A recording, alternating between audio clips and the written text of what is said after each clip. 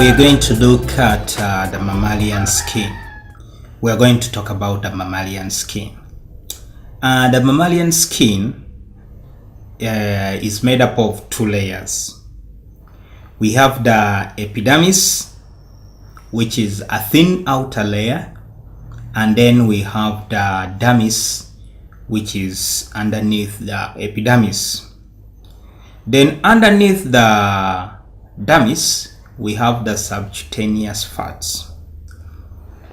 First of all, let us talk about the epidermis.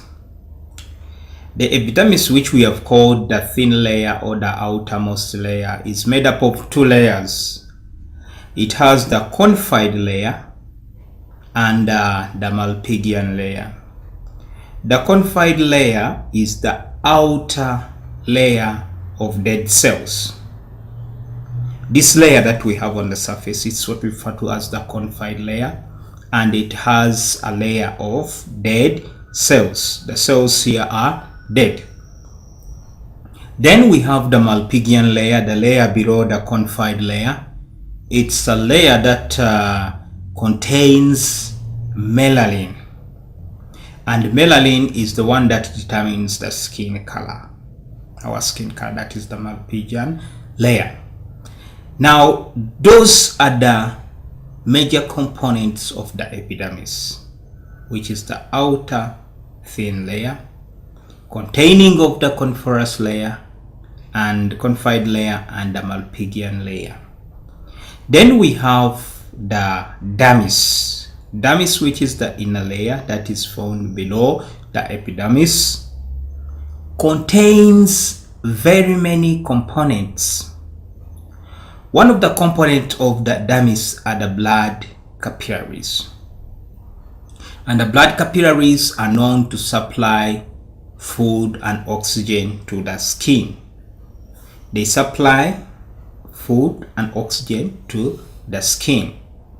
And in most cases, when you look in our bodies, if you look under our skins, you will see the blood vessels. Or if you cut yourself, you will see blood coming out, an indication that there is blood which is supplying nutrients and at the same time supplying oxygen to the cells of the skin.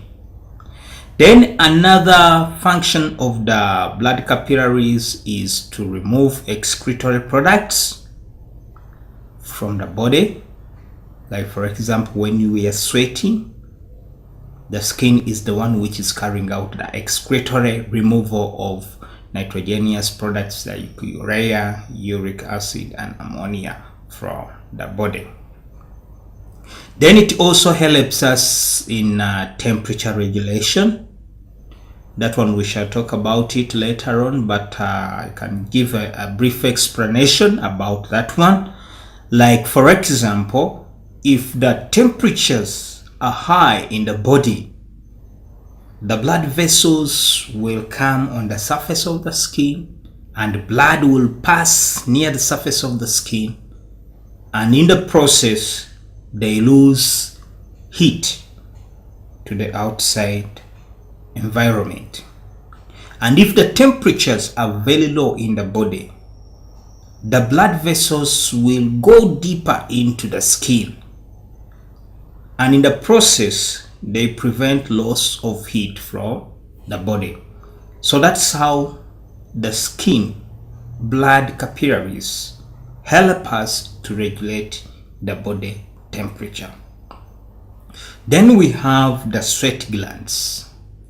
Sweat glands are known to produce sweat, which comes from blood and tissue fluids. So they remove excess water, they will remove salts, and they will remove urea from the body. Those are the sweat glands. Then we have the hair follicles.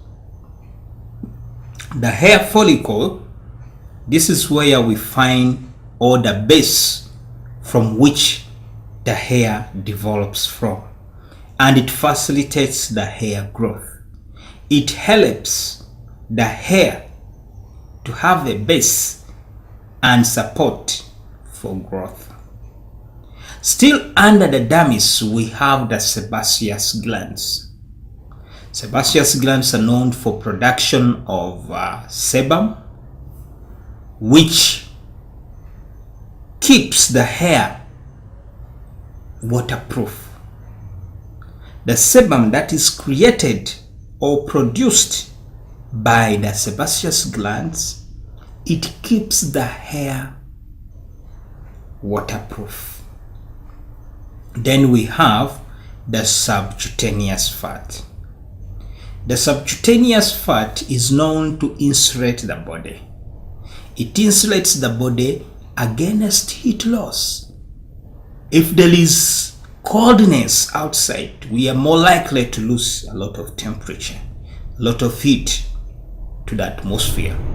But because of the subcutaneous fats that we find underneath the dermis, they help our body to maintain the temperature in our body. Therefore, they insulate the body against heat loss. Then still under the dermis, we have what we call the nerve endings. Nerve endings are known for sensing pressure changes, sensing temperature changes, and reception. That's the work of the nerve cords. There is pressure change in the body, they will sense it. If there is heat change in the body, they will also sense that one. So we have said that the mammalian skin consists of two layers. One is the epidermis and the other one is the dermis. The epidermis is the upper layer, which is a thin layer, and the dermis is the inner layer. Epidermis is made up of two layers. We have the confined layer, which is made up of dead cells, and a Malpighian layer, which is made up of melanin that gives the skin color. And we have seen that the dermis, which is the inner layer, consists of several components. It consists of the blood capillaries. It has the sebaceous gland, subcutaneous fat. It has the nerve endings. It has the sweat glands and the root or the hair follicle.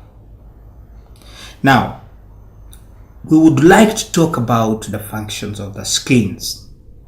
There are several functions of the skins, but we can list some of them. One of them is the prevention of water loss from the body. It prevents water loss from the body. Second, it helps in temperature regulation. It helps us to regulate the amount of heat loss and amount of heat gain. It helps in the excretion of excess salts and urea, removing of excess salts and urea from the body. And it provides protection against mechanical injury. It is the one that is protecting the inner surface organisms from any mechanical injury. And in addition to that, it has a sense organ which helps to sense the changes in the environment. It helps to sense the pressure changes, the temperature changes. That's the sense organ. And then it also helps us in the formation of vitamin D. Those are the functions of the skin. We have said water prevention from loss prevention, temperature regulation, protection against mechanical injury. We have looked at the excretion of excess water, salts, and urea, and we have seen that it has also the sense organs, and it is used in the formation of vitamin D. Thank you for being